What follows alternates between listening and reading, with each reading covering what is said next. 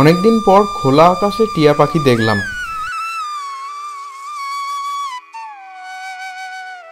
ঘরের জানলার পাশেই একটা শিরীষ গাছে 3টে টিয়া পাখি এসেছিল। খাঁচার বাইরে তো খুব একটা টিয়া পাখি দেখা যায় না আজকাল।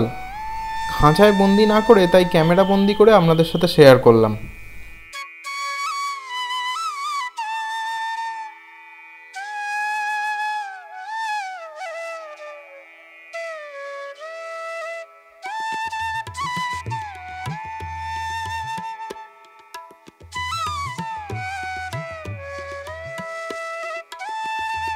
খাঁচায় নয়, মুক্ত আকাশেই পাখিরা শোভা পায়, তাই নয় কি বলুন?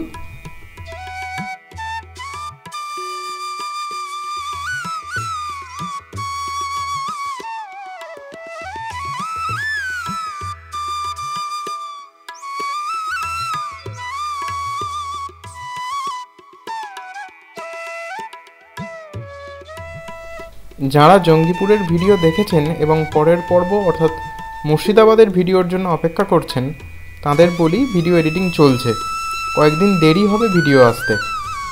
ভালো থাকবেন। ভিডিও ভালো লাগলে শেয়ার করবেন ও চ্যানেলটা সাবস্ক্রাইব করবেন।